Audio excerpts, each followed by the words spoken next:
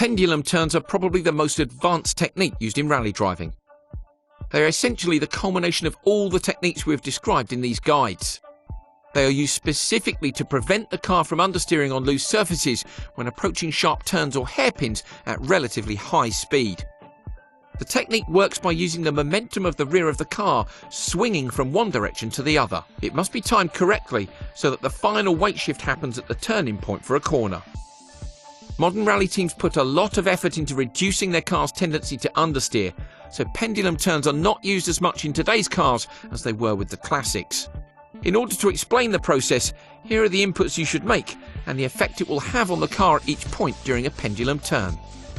In this example, the car is travelling at high speed on a straight piece of gravel road and has to make a 90-degree turn. As you arrive at the braking point, you get hard on the brakes to slow the car down and shift the weight of the car forward.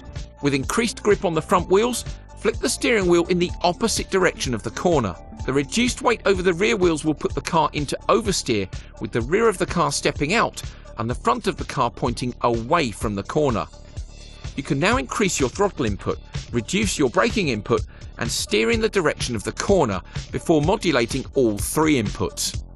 This allows you to maintain the oversteer until the point at which the car needs to turn in for the corner. It's worth noting that the lateral grip of the tyre combined with some braking input causes the car to rapidly decelerate as if braking hard in a straight line. Now release the brake pedal and feather the throttle. This will snap the car out of oversteer in the initial direction. The momentum of the weight shift of the rear of the car, coupled with the acceleration and steering input, will initiate oversteer in the direction of the corner. At the turning point, apply full throttle and move the steering wheel in the same direction as the rear of the car. This is the pendulum part. You want the car to oversteer in the direction of the corner to help eliminate understeer. Now feather the throttle as the car is switching from oversteer one way to the other. You must move the steering wheel in the same direction in order to catch the second slide. You will now have oversteer through the corner. Keep feathering the throttle and control the oversteer with opposite lock.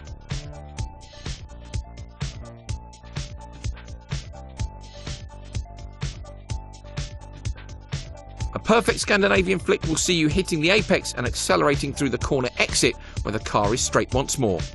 Remember, this is an advanced technique and practice makes perfect. The advantage is that by deliberately using the momentum of the rear of the car, you can actively prevent the car from understeering into a tight corner.